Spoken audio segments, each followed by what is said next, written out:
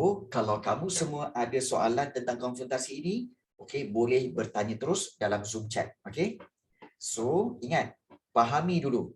Fahami betul-betul. Kalau tak faham, tanya terus. Jangan tunggu-tunggu. Ya, jangan tunggu-tunggu. Sebab cikgu akan sentiasa baca Zoom chat kamu dan cikgu akan terus jawab soalan kamu. Right? Baik. So, kita lihat konfrontasi. Okey, dan usaha menanganinya. Okey. Ya, Nakib, ya. Ya, betul-betul. Itu memang betul. Tak dinafikan. Okey.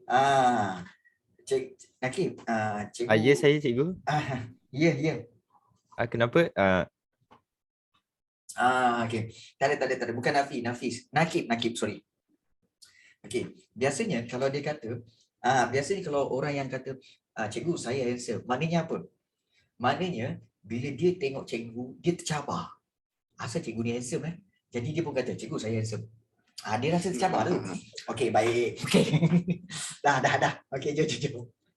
Okey.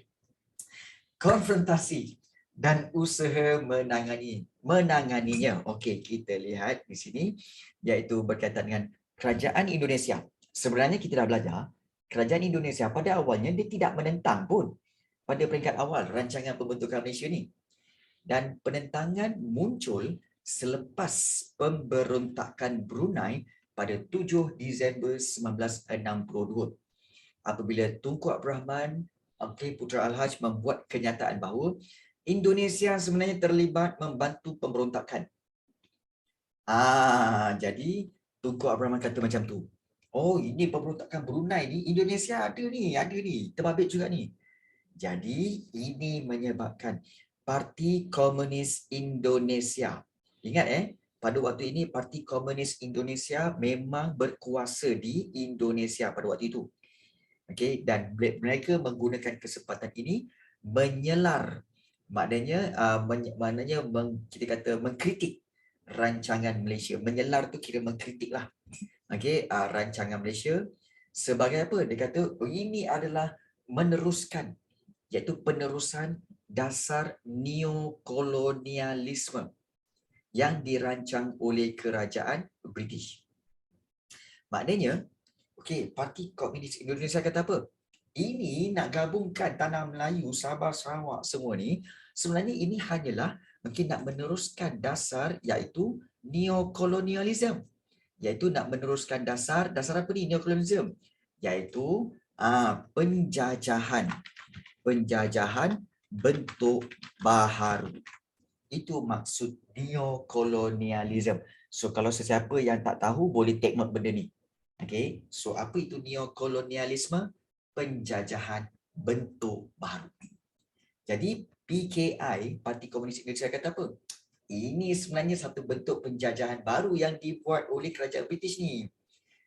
Diorang dah tak jajah gunakan senjata. Sekarang diorang jajah dengan cara apa? Gabungkan semua negara ni. Jadi kawasan yang dinaungi oleh British. So ini semua penjajahan ni. So ini Parti Komunis Indonesia katakan. Jadi oleh sebab itu berlakulah konfrontasi.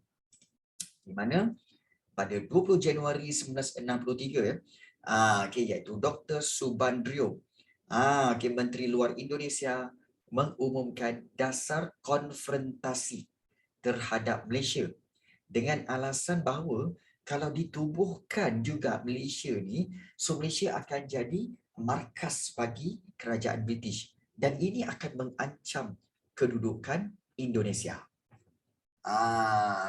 Nampak tak? Sampai Keratan Akhbar dia tulis apa? Berkaitan konfrontasi. Putus hubungan.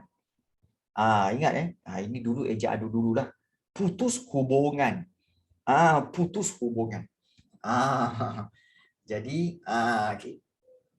So ini juga kalau kita lihat iaitu ada juga poster. Apa ni dia tulis? Pahlawan senjata kita. Padamkan segala berita angin. Nampak tak tu? Siapa boleh baca Jawi? Dia boleh bacalah ni. Kan? Ini Nafi Iman tak ada hal ni boleh baca. Nakib tak tahulah. Okey, baik. Orang yang handsome dia boleh baca Orang yang handsome dia boleh baca. Baik. Saya lagi lah tak boleh baca lah. Kamu dikecualikan. Okey, baik. So, itu poster. Nak ingatkan rakyat supaya tidak terpengaruh dengan khabar angin apa semula. Baik. Bagaimana British ataupun Indonesia sebenarnya, bagaimana Indonesia memulakan penentangan? Iaitu Indonesia pada 20 Januari 1963 melancarkan dasar konfrontasi terhadap tanah Melayu dengan perkataan Ganyang Malaysia. Okay. Ini tidak ada kena-mengena dengan okay, Gangnam Style. Bukan Gangnam. Ini Ganyang. Kan ada yang Gangnam Style pula nanti. Opa Gangnam kan? Bukan. Okay, ini Ganyang Malaysia. Apa itu Ganyang, cikgu? Okay. Ya. Yeah. Apa itu Ganyang? Ganyang itu maksudnya ialah belasah. Pukul. Belasah. Itu Ganyang. Kita ganyang dia nak. Kita belasah dia nak. Itu maksud ganyang. Ini bahasa Melayu lah. Dia bukan bahasa Indonesia. Malah di Malaysia pun memang gunakan perkataan ganyang. Cuma kita jarang gunakan. Okay. So ganyang Malaysia maknanya belasah Malaysia. Indonesia nak belasah Malaysia. Jadi pada 16 Januari 1963 hingga 27 Mac 1963, tentera Indonesia melancarkan serangan gerila di Sarawak. Serangan gerila ni maksudnya serangan secara ambush, secara sembunyi-sembunyi. So serangan gerila tentera-tentera Indonesia ni di Sarawak. Dan pada Ogos hingga Disember 1964, pendaratan tentera-tentera gerila di mana? Di Johor. Jadi ini antara tindak balas Indonesia dalam menentang pembentukan Malaysia. Nampak tak? Jadi kamu rasa patut ke Indonesia ni menentang Malaysia? Patut ke?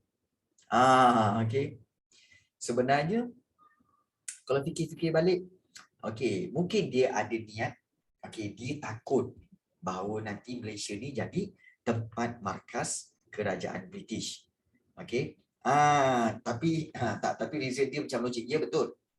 Dia betul. Sebenarnya, kita lihat bahawa reason dia betul. Reason dia betul, iaitu reason dia kata dia takut. Malaysia ini akan jadi markas bagi kerajaan British, maka ini akan menggugat keamanan Indonesia. Takut nanti British akan luaskan kawasan ke Indonesia pula. Jadi dia ada reason yang kita kata reason dia logik. Reason dia logik. Pada waktu itu. Ingat sebab itu kadang-kadang kita kena belajar tentang bagaimana nak menilai sesuatu keputusan. Kadang-kadang kita kata, aku rasa keputusan ini betul. Aku buat ini memang betul. But in the end, bila kita tengok balik kan, rupa-rupanya tindakan aku tu salah lah. Nampak tak? Kita tak tahu tindakan kita tu betul atau salah. Hanya masa yang akan menentukan. Jadi kena berhati-hati. Kalah ke menang cikgu? Serangan tu. Baik. Serangan-serangan ini sebenarnya telah pun berjaya dipatahkan. Dipatahkan oleh tentera-tentera anggota keselamatan Malaysia. Nampak tak ni? Anggota keselamatan Malaysia bersama-sama dengan Komando Marine British meronda di sepanjang sungai di serudung Sabah semasa konfrontasi.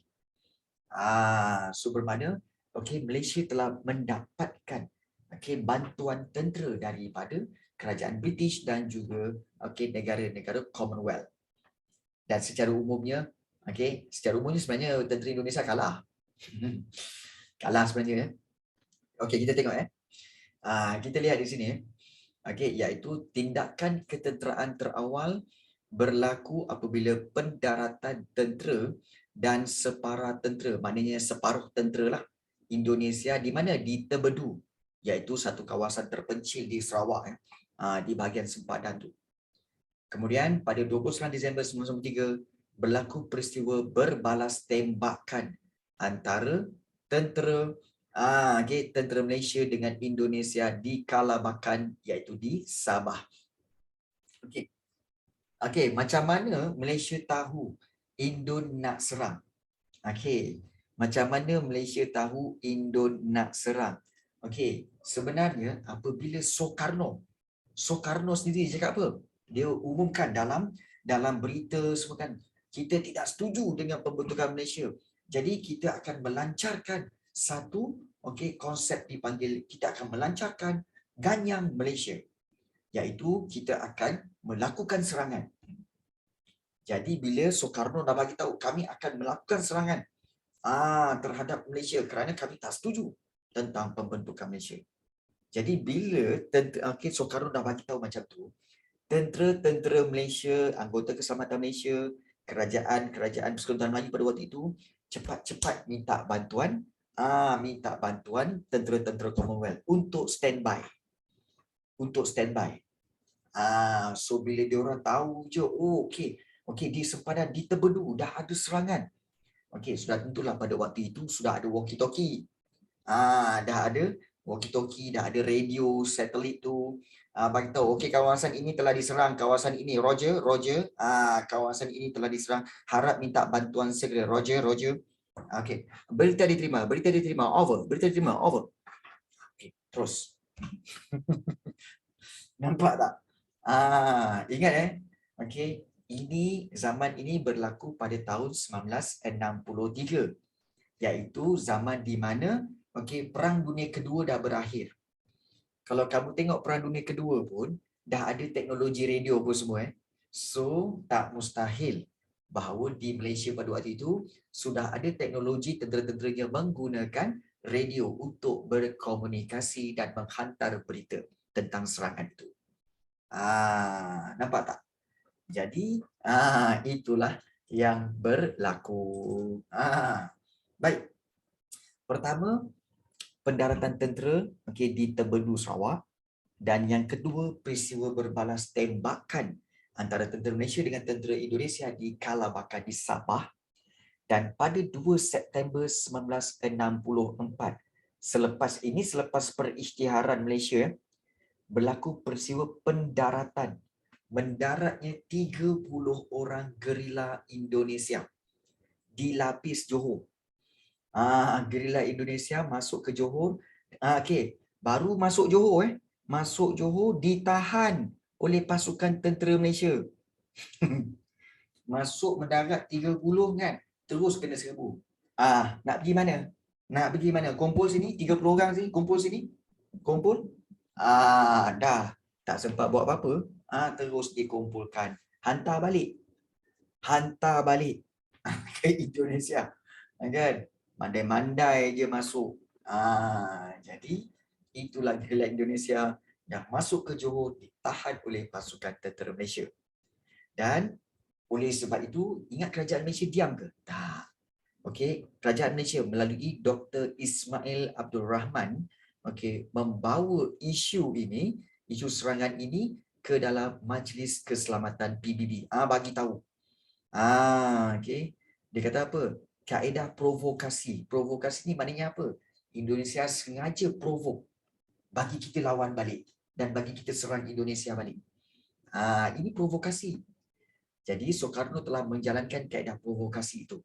So kaedah provokasi ini tidak akan mengubah pendirian Malaysia untuk bertindak selain dengan cara diplomatik. Nampak tak Malaysia punya style? Kau nak serang, kau seranglah, aku bagi tahu PBB. Kau nak serang, aku akan sediakan tentera-tentera aku. Tahan kau punya tentera-tentera nanti. Tapi untuk kita orang serang balik, tak. Kita akan report pada PBB. Badan muka kau. Itu cara dia. Macam korang jugalah. Kalau katakan korang bergaduh kat sekolah. Bila bergaduh?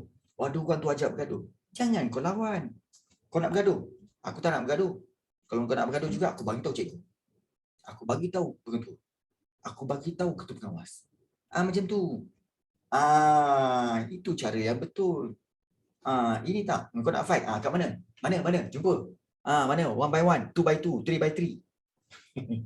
Jadi tak guna bergaduh. Tu saya kat karang cikgu. Okay. 1 by 1 tu okey lagi. 2 by 2 tak pernah dengar lagi. 3 by 3 pun tak pernah dengar lagi. Okay. Okay.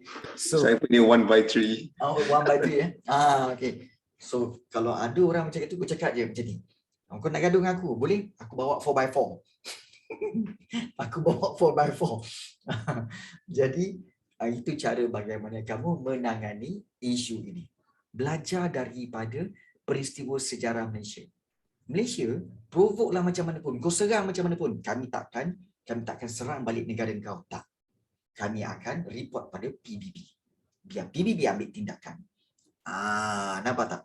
So ini gambar Dr. Ismail Abdul Rahman, okay, dan Omar Ong Yok Lim di belakang dalam majlis PBB, okay, membentangkan aduan tentang konfrontasi, mengadu ya. Dan oleh kerana okay, sumbangan Dr. Ismail Abdul Rahman inilah menyebabkan Dr. Ismail Abdul Rahman ini nama dia terkenal dan diletakkan okay, di beberapa jalan seperti contohnya Jalan Tun Dr. Ismail di Damansara. Kemudian Taman Tun Dr. Ismail juga di Damansara. Kemudian di Shah Alam ada Taman TTDI, itu pun Tun Dr. Ismail juga. Jadi siapakah Dr. Ismail itu? Inilah orangnya. Inilah orangnya ya. Dr. Ismail Abdul Rahman yang banyak okay, menyumbang jasanya untuk negara kita. Baik. So, Dr. Ismail Abdul Rahman dah report kepada PBB. Jadi, langkah-langkah untuk menamatkan konfrontasi. Okay, bagaimana nak tamatkan konfrontasi ini? Malaysia macam-macam mana pun akan gunakan pendekatan diplomatik. Diplomatik ni maknanya pendekatan secara diplomasi, perbincangan, bertolak ansur. Bincang, banyak bincang dalam usaha menangani konfrontasi. Dan tanggungjawab menyusun strategi ini telah diserahkan kepada Kementerian Luar Negeri. Maknanya pendekatan diplomatik ini dilakukan oleh Kementerian Luar Negeri yang diketuai oleh Muhammad Ghazali Shafi'i.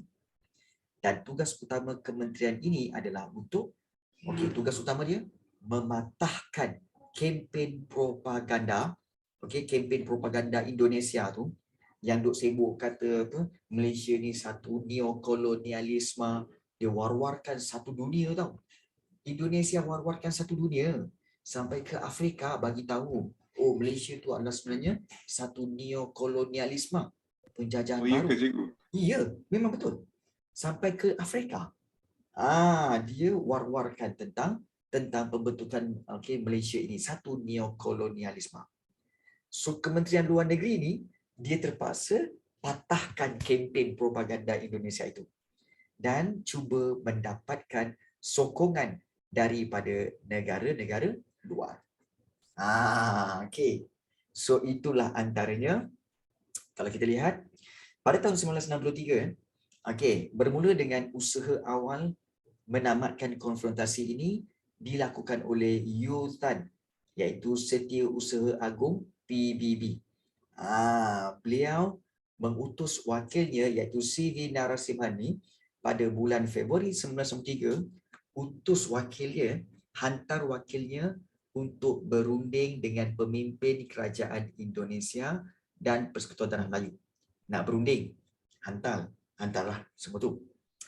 Yang kedua, Presiden Macapagal, iaitu Presiden Filipina, menganjurkan satu rundingan peringkat pegawai di Manila, dan negara kita pada waktu itu telah diwakili oleh Muhammad Ghazali Shafi'i daripada Kementerian Luar Negeri. Bincang lagi. Kemudian yang ketiga, Tunku Abdul Rahman pula menerima undangan Presiden Soekarno untuk bertemu di Tokyo, Jepun. Nak jumpa kat Tokyo. Calling je. Tunku Abdul Rahman. Saya Presiden Soekarno Indonesia. Kita mau bincang tentang Malaysia ini. Jadi jumpa saya di Tokyo. Macam Tokyo sebelah rumah aja. Kan? Pergi ke Tokyo. Bincang kat sana. Tapi kalau fikir balik, kenapa bincang kat Tokyo je? Tokyo adalah sebuah negara yang mana dia neutral. Dia tidak akan memihak kepada Malaysia, tidak akan memihak kepada Indonesia, tidak akan memihak kepada mana-mana Filipina pun sama. Jadi pergi ke tempat yang Cikgu, ya. maksudnya kalau dia berbincang kat negara neutral, dia maksudnya dia boleh pergi kat Belgium jugalah. Ya betul. Betul. Contoh macam kalau katakan kamu bergaduh dengan kawan kamu kan. Lepas tu kalau nak settle macam mana? Takkanlah kawan kamu kata, engkau nak settle, main datang rumah aku. Takkanlah nak tahu rumah kamu kan. Takkanlah tahu rumah dia kan. Mestilah nanti abang dia ada, kakak dia ada kan. Macam tu juga kamu. Engkau nak settle hal ni, engkau datang rumah aku. Mesti dia rasa tak best juga kan. Kalau macam tu, nak settle macam mana? Kita jumpa kat luar. Kita jumpa kat luar. Macam ni lah. Jadi, Tunku Abdul Rahman pun menerima undangan Presiden Soekarno bertemu di Tokyo. Dan dalam pertemuan ini, Tunku Abdul Rahman menerangkan sekali lagi tujuan pembentukan Malaysia. Tujuan dia betul dah. Jadi, sekali lagi. Pada tahun 1963, Tun Abdul Razak Hussein sekali lagi menghadiri mesyuarat peringkat Menteri Luar di Manila pada 7 hingga 11 Jun 1963 untuk mencari penyelesaian konfrontasi, dan Dr. Subandrio iaitu Menteri Luar Indonesia hadir bagi pihak negaranya lah. So perbincangan dilakukan juga. Masih lagi tak dapat dia punya kata putus. Dan akhirnya pada Tunku Abdul Rahman menghadiri mesyuarat bersama-sama Presiden Soekarno dan juga Presiden Macapagal di Manila. Hasil penting ialah penerimaan kerajaan Indonesia dan Filipina terhadap pembentukan Malaysia. Maknanya kerajaan Indonesia dengan kerajaan Filipina setuju pembentukan Malaysia ni selepas ini take note selepas penilaian dibuat oleh PBB terhadap Sarawak dan Sabah. Tetapi kalau kita lihat sebenarnya cikgu rasa macam ni lah macam apa dia macam ni tahu sebenarnya. Kalau kita lihat Tunku Abdul Rahman dah isytiharkan kita nak merdeka pada 31 Ogos ni. Tetapi pada 7 Ogos diorang masih bincang lagi ni. Tunku Abdul Rahman, Presiden Macapagal dan juga Soekarno. Diorang kata apa? Kami akan setuju untuk dibentuk Malaysia sekiranya penilaian PBB telah dibuat. Jadi Tunku Abdul Rahman kata apa? Baik, boleh. Setuju. Jadi PBB pun bila mereka dah balik, PBB pun buatlah penilaian terhadap Sabah dan Sarawak itu. Namun begitu, cikgu tak tahu kenapa, tetapi mungkin atas desakan Sarawak, Sabah, Singapura dan juga Tanah Melayu sendiri untuk cepatkanlah. Kita dah nak pendek dah ni, dah nak singkat masa sikit je lagi nak sampai 31 Ogos ni. Jadi Tunku Abdul Rahman lihat bahawa PBB belum siap lagi ni. Tengah buat penilaian lagi ni. Tak apa, buat je lah kan. Isytiharkan je. Tak boleh. Rasanya 31 Ogos tak sempat lah. Jadi Tunku Abdul Rahman telah buat kira-kira balik dan Tunku Abdul Rahman isytiharkan. Pada pembentukan Malaysia akan dibuat pada 16 September 1963. Dan pengisytiharan itu dibuat pada bulan Ogos. 2 hari sebelum 31 Ogos itu. Jadi Indonesia dengan Filipina marah. Dia kata apa? Malaysia, Tunku Abdul Rahman, PBB belum keluarkan penilaian lagi. Engkau dah isytiharkan dah 16 September sebagai tarikh kemerdekaan dan pembentukan Malaysia. Ini tidak adil. Kamu telah melanggar perjanjian. Perjanjian kita bahawa kamu boleh membentuk Malaysia selepas penilaian. Ini kamu dah isytiharkan. So macam mana? Mana yang salah? Kita pun macam macam mana nak kata Tunku Abdul Rahman salah? Tak juga sebenarnya, sebab Tunku Abdul Rahman sebenarnya dia isytiharkan pada 16 September. Bukan sekarang. Means that Tunku Abdul Rahman dah bajet. Okay, before 16 September, laporan PBB dah siap. Dan 16 on 16 boleh terus isytihar. Tapi Indonesia, okay, dia kata tunggu. Selepas penilaian tu dah keluar, dah war-warkan, betul sahabat-sahabat nak join Malaysia, barulah kamu isytiharkan. Jadi macam mana tu? Itulah kita nampak okay, tentang bagaimana ianya berlaku. Nak cari salah siapa pun tak tahu. Okay. Jadi sebab itu kalau kita lihat di sini, okay, selepas penilaian tu dan pada tahun 1964, rundingan Malaysia, Indonesia dan Filipina berlangsung lagi pada tahun 1964 melibatkan 2 persidangan peringkat menteri di Bangkok dan juga satu lagi sidang kemuncak di Tokyo. Dan peranan utamanya dimainkan oleh Thanat Khoman iaitu Menteri Luar Thailand yang menganjurkan pertemuan dengan Menteri Luar Indonesia. Jadi ini kita kata sebagai perjalanannya.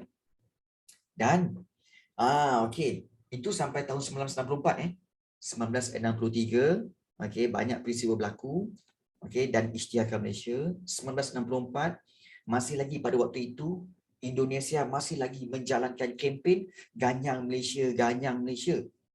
Padahal benda dah setahun dah kan. Alah kau di Indonesia kan. Nak cari gaduh lagi, benda dah setahun kot. Dah pembentukan Malaysia dah pun. Still lagi tak puas hati. Baik. Kemudian pada 1965, 2 tahun kemudian peralihan kepimpinan di Indonesia pada 30 September 1965 telah menamatkan konfrontasi ini. Dan Jeneral Soeharto, Jeneral Tentera Soeharto telah melantik Jeneral Ali Mortopo dan juga Adam Malik untuk berunding bagi menamatkan konfrontasi. Baik, peralihan kepimpinan tu bermaksud apa tahu? Bermaksud pertukaran presiden. Sebelum ni Soekarno. Kemudian apabila Presiden Soekarno tu meletak jawatan, maka Jeneral Soeharto naik menjadi presiden. So Jeneral Soeharto ini naik menjadi Presiden Soeharto untuk memimpin Indonesia. Jadi Jeneral Soeharto ni dia tak nak bergaduh dengan Malaysia lagi. Jadi sebab itu dia lantik Jeneral Ali Mortopo dan juga Adam Malik untuk pergi berunding untuk kita tamatkan konfrontasi. Jadi pada tahun 1966 Kerajaan Indonesia umumkan penamatan konfrontasi pada 4 Ogos 1966.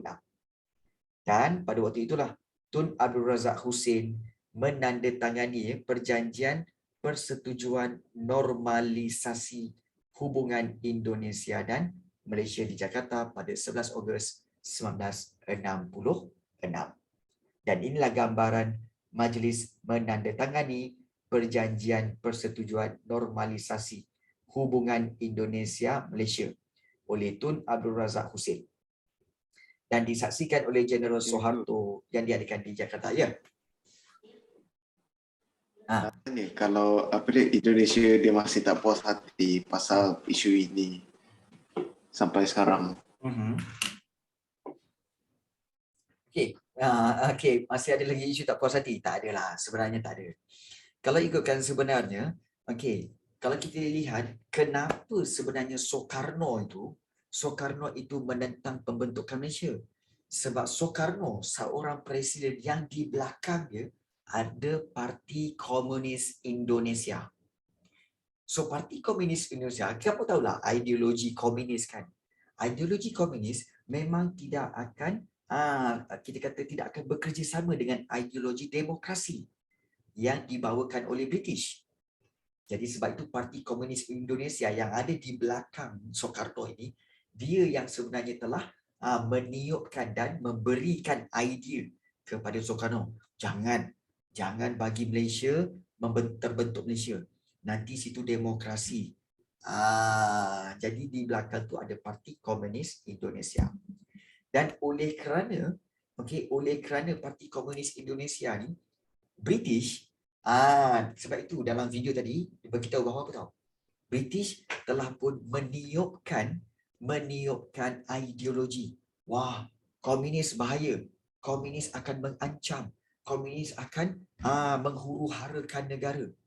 Dan ideologi propaganda itu, kempen-kempen itu telah sampai ke Indonesia.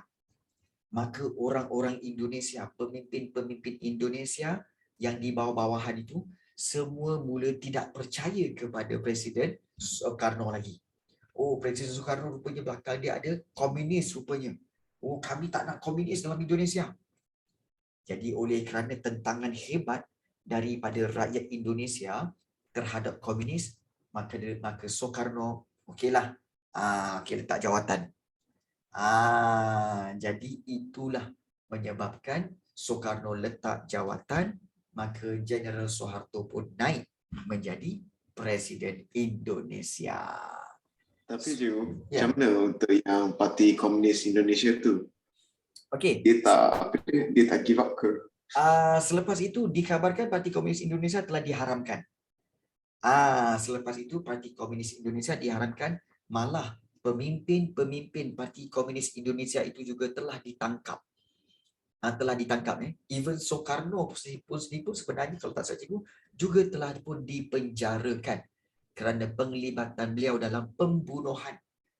Dikatakan terlibat juga dalam pembunuhan beberapa pemimpin-pemimpin tempatan. Dan sebab itu beliau digulingkan. Beliau diberi tekanan untuk meletak jawatan.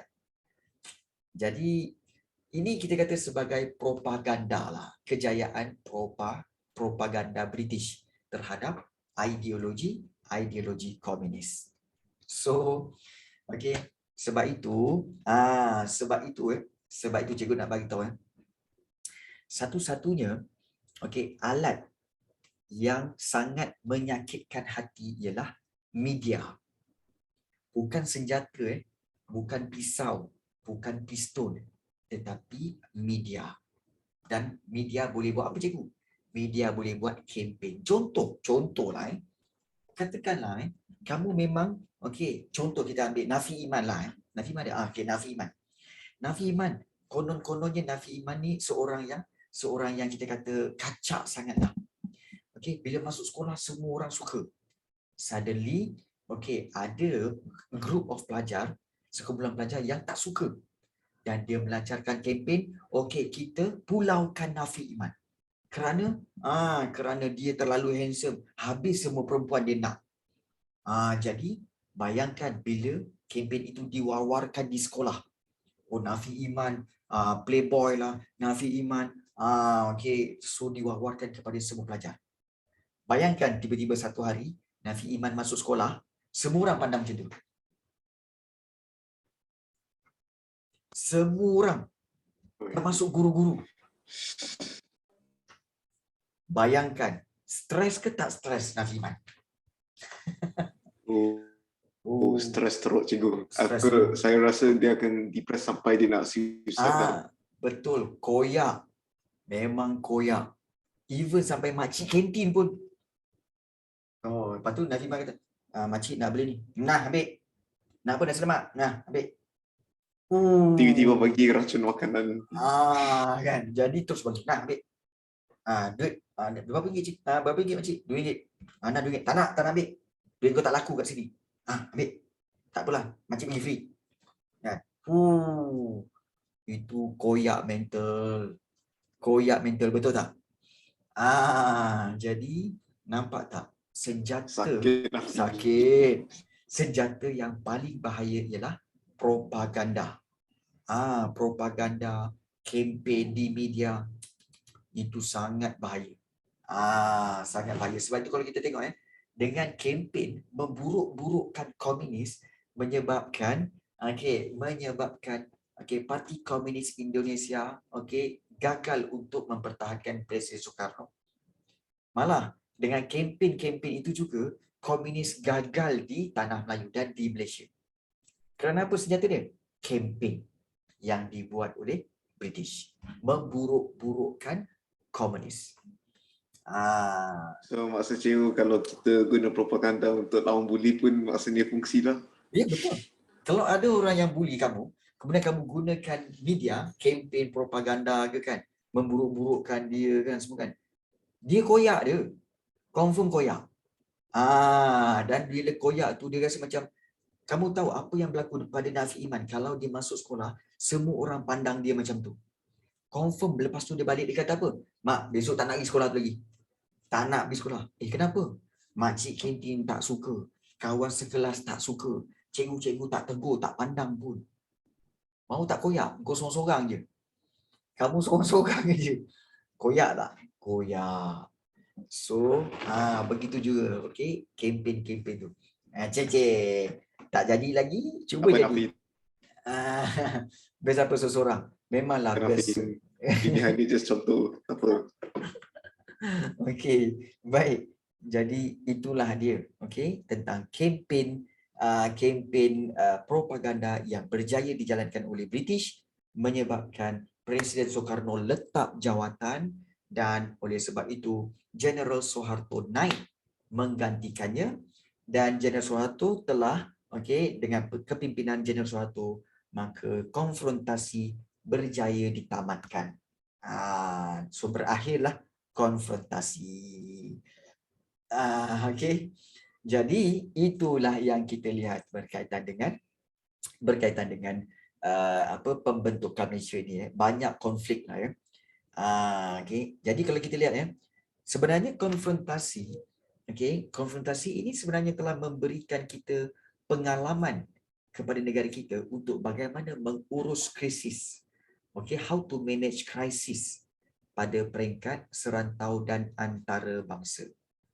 So komitmen tinggi yang diberikan oleh pemimpin dan pegawai kerajaan berjaya mengelakkan masalah ini menjadi konflik yang lebih besar. Oleh itu, penting bagi rakyat Malaysia bersatu padu untuk memastikan kestabilan negara dan mengelakkan ancaman luar. So, kalau kita lihat, pengajaran utama yang boleh diambil daripada pembentukan Malaysia ialah kepentingan kesepakatan untuk kestabilan negara. Kesepakatan tu bermaksud persefahaman. Sama-sama memahami keperluan masing-masing. Untuk apa? Untuk menjamin kestabilan negara. Maka dengan itu kita telah menamatkan bab yang kelima, iaitu pembentukan Malaysia. Iaitu pembentukan Malaysia bermula dengan konsep gagasan Malaysia, kemudian perkembangan idea, kemudian reaksi tempatan dan negara jiran terhadap pembentukan Malaysia, kemudian langkah-langkah pembentukan Malaysia, kemudian perjanjian Julai 1963 dan peristiwa pengisytiharan Malaysia, dan diakhiri dengan konfrontasi dan usaha menanganinya. Maka tamatlah bab yang kelima ini. Baik. So, ada tak sebarang soalan yang kamu nak tanyakan? Mungkin daripada mana-mana bahagian ke? Ataupun mana-mana soalan tentang pembentukan Malaysia ini? Ya, cikgu persilakan kepada sesiapa untuk memberi soalan. Boleh tulis dalam Zoom chat ataupun boleh on mic untuk bertanya. Silakan. Nak tanya apa-apa? Pembentukan Malaysia?